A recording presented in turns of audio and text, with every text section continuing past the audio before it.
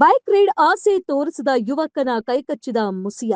Social media reels craze ತಂದಿಟ್ಟ ದುರಂತ. Social ಮೀಡಿಯಾದಲ್ಲಿ viral ಆಗುವ ಹುಚ್ಚಿನಿಂದ ರೀಲ್ಸ್ ಮಾಡಲು ಹೋಗಿ ಯುವಕನೊಬ್ಬ ಗಂಭೀರವಾಗಿ ಗಾಯಗೊಂಡಿರುವ ಆಘಾತಕಾರಿ ಘಟನೆ ಶಿವಮೊಗ್ಗ ನಗರದ ಕಾಶಿಪುರ ಬಡಾವಣೆಯಲ್ಲಿ ನಡೆದಿದೆ. ಕಾಶಿಪುರ ಬಡಾವಣೆಯ ಹುಚ್ಚರಾಯ ಕಾಲೋನಿಯ ನಿವಾಸಿ ಕುಮಾರ ನಾಯ್ಕ್ ಎಂಬ ಯುವಕನೇ ಈ ಅಚಾತುರ್ಯಕ್ಕೆ ಒಳಗಾದವನು.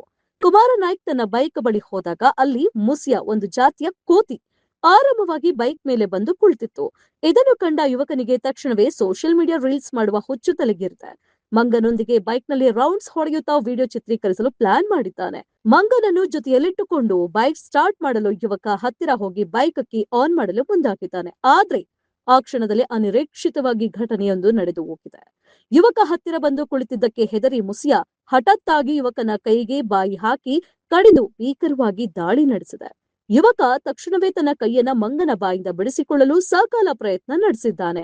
ಆದ್ರೆ ಆತ ಕೈ ಬಿಡಿಸಿಕೊಳ್ಳುವಷ್ಟರಲ್ಲೇ ಮಂಗ ಕಡಿದ ರಭಸಕ್ಕೆ ಯುವಕನ ಕೈ ಮಾಂಸವೇ ತುಂಡಾಗಿ ಹೊರಬಂದಿತ್ತು. ಕೈಯಿಂದ ರಕ್ತ ಹರಿಯಲು ಪ್ರಾರಂಭಿಸಿದಾಗದಷ್ಟೇ ಯುವಕನಿಗೆ ತಾನು ಮಾಡಿದ ಎಡವಟ್ಟಿನ ಗಂಭೀರತೆ ಮತ್ತು ಮಂಗನ ದಾಳಿಯ ಭಯಾನಕತೆ ಅರಿವಿಗೆ ಬಂದಿದೆ. ದಾಳಿ ನಡೆಸಿದ ತಕ್ಷಣವೇ ಆ ಮಂಗ ಕ್ಷಣಾರ್ಧದಲ್ಲಿ ಅಲ್ಲಿಂದ ಕಾಲ್ಕಿತ್ತಿದೆ.